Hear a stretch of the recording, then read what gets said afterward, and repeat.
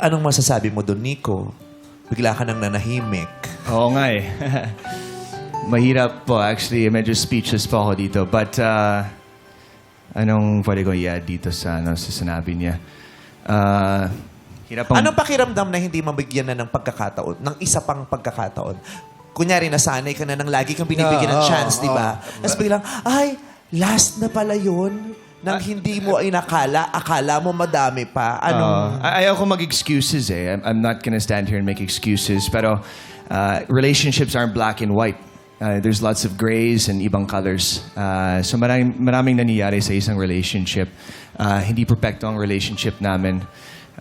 Maraming times na nag-separate, nagbalik, parang bumalik. Tapos ganun-ganun, paulit-ulit. So hindi siya perfect. Hindi ako perfect. Marami akong kasalanan sa buhay ko. And I'm sure anybody that's watching this, may kasalanan din sila. So, yun lang. Unfortunately, nag-fail ako sa itong relationship. Yeah. That's all I have to say. Kaya naman mas pinili mong mag-isa ka na lang kaysa may kasama ka. Pero nararamdaman mo naman yung hindi na maganda. Traumatic to para sa'yo? Traumatic ba sa'yo yung ganun? First, tapos ilang beses kang nasaktan?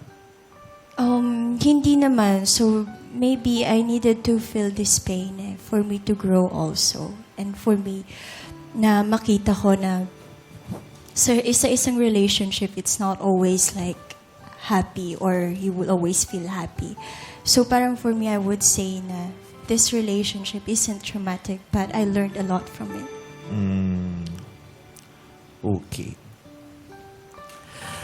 Sa pagkakataon ito ng 700 Club, mga kapatid, 700 Club! magpapaano ka na, magbibigay ka na ng mga... Hindi yung 700 Club to. So, Nico, gusto ko lang itanong sa'yo. Kasi sabi mo, yung mga inaramdaman mo kay Christine, hindi mo naramdaman sa ibang mga exes mo. Diba? So, sa tingin mo, ano pa ba yung kulang kay Christine para maghanap ng iba? Actually, wala siyang kulang. Ako may kulang. Pero, growing pa rin ako. And kahit 29 na ako, I still have a lot to learn. Malayo pa ako, to be honest. Question, kasi nabanggit mo kanina, anong kagandahan sa mga Pilipina? Di ba sabi mo, pagmahal, they take care of me, maalaga, ganyan. Sensitive. At yun yung nakita mo sa kanya. Apa. But why did you still cheat? Why do cheaters cheat? Kahit nakita na nila yung maganda, yung mabait, yung mapag-alaga, yung pinagdasal nila, bakit pa rin sila nagloko? Bakit pa rin sila naglololoko? I wish I could answer that question. Sa sarili mo, alam mo ba kung bakit mo yun nagagawa? Bakit ka ganon? Do you understand yourself? Hindi actually. I think yan sinabi mo na. Hindi ko naiintindihan ang sarili ko. Kaya hinahanap ko sa iba. And I'm not saying tama yan, pero that's a natural instinct for us as humans. And I think... Na parang, I think I don't understand myself and hindi ako sure sa sarili ko. kaya maghahanap ka ng iba? Hindi ko alam eh. Hindi ko alam yung ano yung problem Yung ko. missing piece, hinahanap Yung missing mo. piece, yeah. Ang hirap i-pinpoint yung problem ko.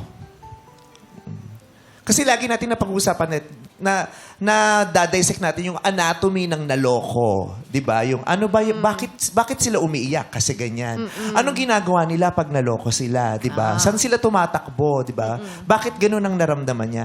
Pero yung nag-cheat, hindi talaga natin na dadissect. Naaral. Bakit siya Oo. nag-cheat? Meron ba talaga tinatawag na born to cheat? Yung pinanganak kang cheater? Or epekto ba ito ng, ano bang nag-effect? Ano bang nag-influence nito sa'yo? Bakit ka ba nag-cheat? Yun ang gusto ko sanang malaman, mapag-usapan at ma-realize. Yung ano talagang nag-titrigger sa kanila, lalo na kung paulit-ulit. sa isang tao, di ba? Nag-cheat ka sa isang taong mahal na mahal mo, na nakita mong mapagmahal, mapagkalinga, mabait, maganda. Tapos nag-cheat ka, pwedeng nagkamali ka, di ba? Natukso ka, tapos pinatawad ka. Pero inulit mo ulit, tapos pinatawad ka, tapos inulit mo ulit. So yun, bakit? Bakit paulit-ulit? Was it because you were born to cheat? Or something is happening to you? May sakit ka ba? Yun ang gusto ko sanang maintindihan. Contentment. Yung... Hindi, kung nakikita niya lahat ng magaganda, ba't hindi ka nakukontento?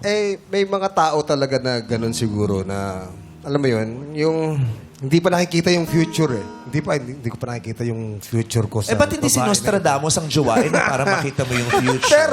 Pero yung mga ganyan, hindi mo rin masasabi kasi Hindi mo masasabi na- kung saan ka, kung ano yung future mo. Kasi hindi mo malalaman na sayang sana eto pala kasi na nakakakuha ko ng kapartner na hindi ko talaga gusto pero hindi na ako makatakas. Kaya nag-cheat Alam na mo lang yun? siya?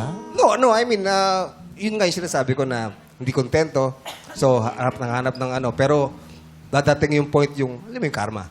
Dadating yung point na makapapunta ka sa isang babae na hindi ka na rin makakaalis. Pero, ayaw mo pala doon sa babae na yun. Kaya nag-cheat na lang sila. I wanna know their reason. Of course, there is no valid reason to cheat. Correct. Sinasabi. Wala siyang valid reason. Pero yung personal reason nung nag-cheat, yun ang gusto ko. May nag-cheat din at Yeah. meron yung parang serial. Yung Yeah. palaging Yeah, cheater. serial cheater, yung gano'n. Kaya tinatanong ko sa kanila, bakit sa palagay mo, ba't ka One-time kaya offender, nag-cheat? Diba? ganon. Yung iba naman, dahil sa, yung effect ng trauma, alam mo yun yung gano'n, yun ang gusto ko lang maintindihan. Pero again, there is no valid reason to cheat.